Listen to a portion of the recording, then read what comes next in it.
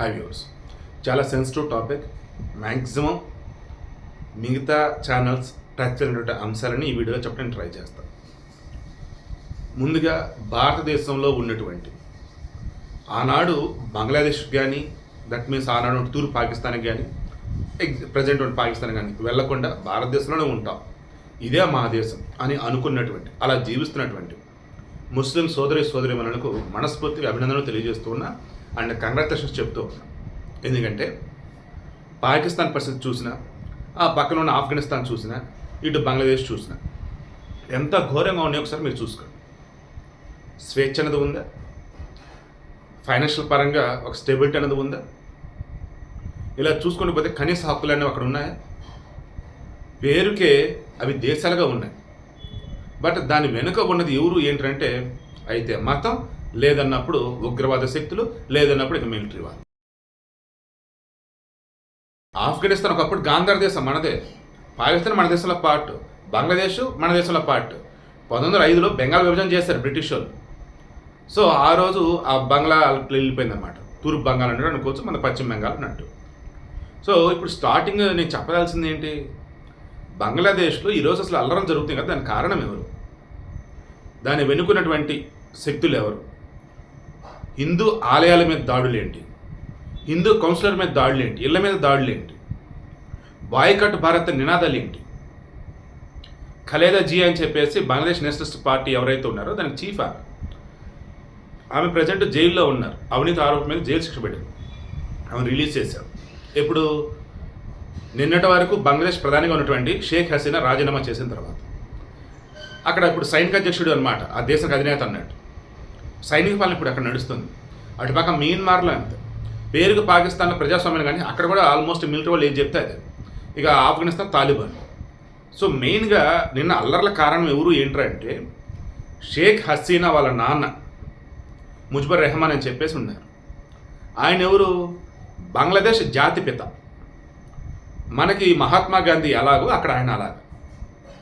ఓ రకంగా మహాత్మా గాంధీ కన్నా ఇంకా ఆయనే గ్రేట్ అని అంటారు. ఆ దేశంలో పాకిస్తాన్ కబంధ హస్తాలో చిక్కుని అల్లల్లాడిపోతుంది బంగ్లాదేశ్. దెన్ స్వాతంత్రం కావాలి, అక్కడ ఉన్నటువంటి వారిని స్వతంత్రోద్యమంలో పాల్గొనేటట్టు చేసి పాకిస్తాన్కి వ్యతిరేకంగా పోరాడి భారతదేశం యొక్క హెల్ప్ తీసుకొని, ఆ రోజు ఇందిరాగాంధీ ఉన్నారు, హెల్ప్ తీసుకొని మొత్తానికి ఆ దేశం విముక్తి కల్పించాడు. అటువంటి మనిషిని కూడా 1971లో విముక్తి అన్నట్టయితే దానికి 1975 నాకు తెలిసి ఆయనని, ఆయన భార్యని, ఆయన కొడుకుని అందరిని చంపేశారు. ఆ సమయంలో ఈమె షేక్ హసీనా అండ్ హసీనా యొక్క సిస్టర్ రెహానా వీళ్ళు వేరే చోట చదువుకుంటా ఉన్నారు, వేరే దేశాల్లో. ఆ తర్వాత కూడా బంగ్లాదేశ్ మొత్తం కూడా నానా రకాలుగా అల్లల్లాడిపోతూ ఉంటే మన దేశంలోనే ఉంది ఆమె. అంతా సెట్ అయింది అనుకున్నాక అవామీ లీగ్ వీళ్ళ పార్టీకి సంబంధించి ఆమెను అధ్యక్షుడిగా నియమించాక అప్పుడు వెళ్ళింది ఆమె అక్కడ.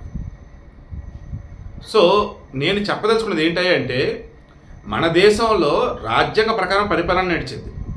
రాజ్యాంగ ప్రకారం ఉద్యోగాల్లో, చదువులో మొత్తం రిజర్వేషన్లు అవన్నీ కూడా. అంటే మన దేశంలో సుప్రీంకోర్టు వచ్చేసి వాచ్డాగ్ ఆఫ్ కాన్స్టిట్యూషన్ అన్నట్టు. మొన్నటికి మొన్న బంగ్లాదేశ్లో అల్లర్లు జరగడానికి మెయిన్ కారణం అన్నప్పుడు ఈమెం చేసింది హసీనా, 1971లో బంగ్లాదేశ్ సంబంధించి స్వతంత్రోద్యమంలో పాల్గొనే వాళ్ళు ఎవరైతే ఉన్నారో వాళ్ళ పిల్లలకి ఉద్యోగ రిజర్వేషన్ అని చెప్పి 30% ఎంతో కేటాయించింది. అది అక్కడ ఉన్న వాళ్ళు తట్టుకోలేక ఇక నానా రకాలుగా యాగి చేసి పడేశారు. చివరికి సుప్రీంకోర్టు ఏమని అక్కడ ఉన్న కోర్టు వద్దొద్దు, గతంలో ఎలాగైతుందో అదే కానివ్వండి అన్నారు. వాస్తవానికి ఈ అల్లర్లు చెలరేగడానికి మెయిన్ కారణం విద్యార్థులు, నిరుద్యోగులు కాదండి. వాళ్ళు జస్ట్ ఒక పార్ట్ అంతే. వెనకాల వచ్చేసి మీరు నమ్ముతారో లేదో బంగ్లాదేశ్లో భారత వ్యతిరేక శక్తులు, టెర్రరిస్ట్ ఆర్గనైజేషన్స్, అలా నిషేధించబడిన కొన్ని సంస్థలు వాళ్ళు ఉండి వీళ్ళకి ఫండింగ్ ఎక్కడి నుంచో వస్తూ ఉంటే వాళ్ళు రెచ్చగొట్టారు ఇక జనాన్ని. ఇలా రెచ్చిపోయినటువంటి వాళ్ళు ఆడవాళ్ళు, మగవాళ్ళు, పిల్లలు, పెద్దలు మొత్తం తేటలకు రోడ్ల మీద పడ్డారు. ఎందుకు? ప్రతిపక్ష పార్టీలు వచ్చేసి మన ఎన్నికల్లో పోటీ చేయడం బాయ్కట్ చేశారు. హసీనా మరలా గెలిచింది, 4 సార్లు ఆమె ప్రధాని అయింది. 2008లో ఆమె ప్రధాని అయిన తర్వాత అప్పుడు తిరిగి ఆమె ప్రధాని అవుతూ ఉంది. గతంలో ఈ బంగ్లాదేశ్ నేషనలిస్ట్ పార్టీకి సంబంధించిన అధ్యక్షులు ఎవరైతే ఉన్నారో ఈ ఖలీదా జిఆర్ సమ్ పర్సన్, ఆమె ఉన్నప్పుడు ఇద్దరి మధ్య కూడా నువ్వంటే నువ్వు అన్నట్టుగా ఉండేది. ఈ హసీనా 47లో పుట్టింది, ఆ జియా వచ్చేసి 45లో పుట్టారు. సో ఏజ్ గ్యాప్ కూడా అంతలేదు, అంటే ఇద్దరు కూడా మహిళలే. అయితే మెయిన్గా ఇక్కడ ఏంటి, ఆధిపత్యం. ఈ హసీనా ఏమో ప్రజాస్వామ్యం పరిడవిల్లేలా చేస్తూ, పక్కనే ఉన్నటువంటి భారత సత్సంబంధాలు మెయింటైన్ చేస్తూ, వస్తువుల విషయంలో కావచ్చు అండ్ రిమైనింగ్ మరికొన్నింటిలో షేరింగ్ అంటూ బెస్ట్ వాళ్ళు వెళ్తూ ఉన్నారు. బంగ్లాదేశ్ ప్రజలు సంతోషంగా బతుకుతూ ఉన్నారు.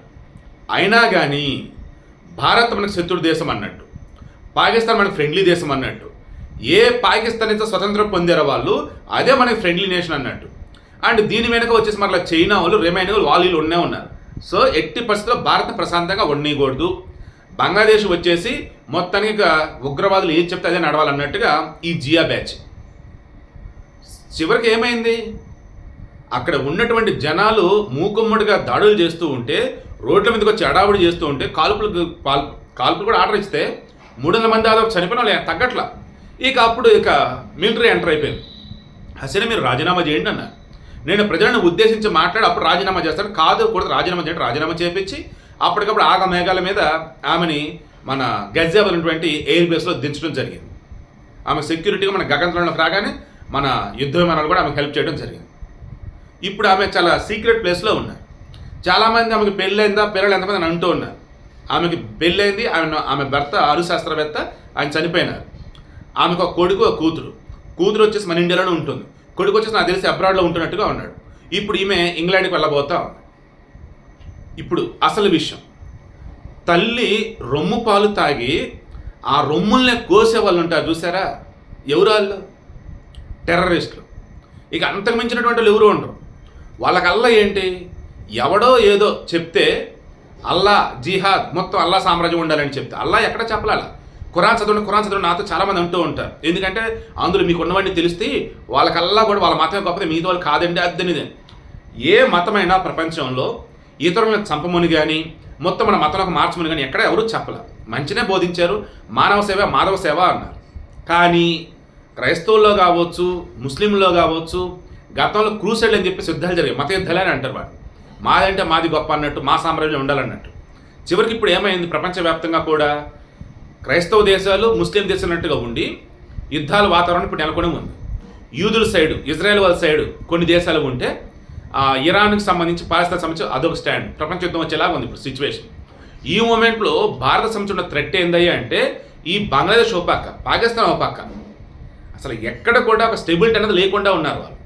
సీరియస్లీ మన దేశం కనుక పహారా విషయంలో ఎక్కడ అజాగ్రత్తగా ఉన్నా, ఈ మమతా బెనర్జీ కానీ వెల్కమ్ వెల్కమ్ వెల్కమ్ బంగ్లాదేశ్కి వెల్కమ్ చెప్పినా మనకు చుక్కలే అన్నమాట. మెయిన్గా నేను చెప్తున్నది, ఈ భారతదేశంలో అత్యధికంగా హిందువులు ఉన్నంతకాలం ఇబ్బంది అయితే ఉండదు. ఎప్పుడైతే హిందూ జనాభా సంఖ్య తగ్గిపోయిందో ఇక అప్పుడు అసలు సిసలైన ఇబ్బంది మొదలవుతాయి. మరో బంగ్లాదేశ్ అవ్వచ్చు, మరో పాకిస్తాన్ అవ్వచ్చు, చెప్పలేదు. కానీ ఆ రోజు అయితే ఎప్పటికీ రాదు. సో కన్క్లూజన్ వన్ వర్డ్లో చెప్తున్నా, భారతదేశాన్ని ప్రశాంతంగా ఉండనీయకూడదని అటు పాకిస్తాన్ని, ఇటు బంగ్లాదేశ్ని, అటు శ్రీలంకని, నేపాల్ని ఎప్పటికప్పుడు అటు చైనానా ఇంకెవరో రెచ్చగొడుతూనే ఉన్నారు. ఆ అనిశ్చితి వల్ల మనల్ని ఇబ్బంది పెడదామని అనుకుంటున్నారు. బట్ ఇక్కడ సుస్థిరమైనటువంటి గవర్నమెంట్ ఉంది, ప్రజాస్వామ్యం ఉంది. మన దేశంలో ఉన్నటువంటి ప్రజలంతా కూడా హిందూ ముస్లిం బాయ్ అంటూ దేశం కోసం ప్రాణాలను అర్పిస్తాం తప్ప మా దేశాన్ని ఒకరి ముందు తక్కువ చేయరు అంటూ బెస్ట్ వాళ్ళు ముందుకు వెళ్తున్నారు. అదే మనకి శ్రీరామ రక్ష. ఇక ఈరోజు బంగ్లాదేశ్కి సంబంధించి చూసుకుంటూ ఉన్నప్పుడు మరలా ప్రజాస్వామ్యం అక్కడ ఉండిద్దని అంటున్నారు. బట్ అది అయ్యేది కాదు.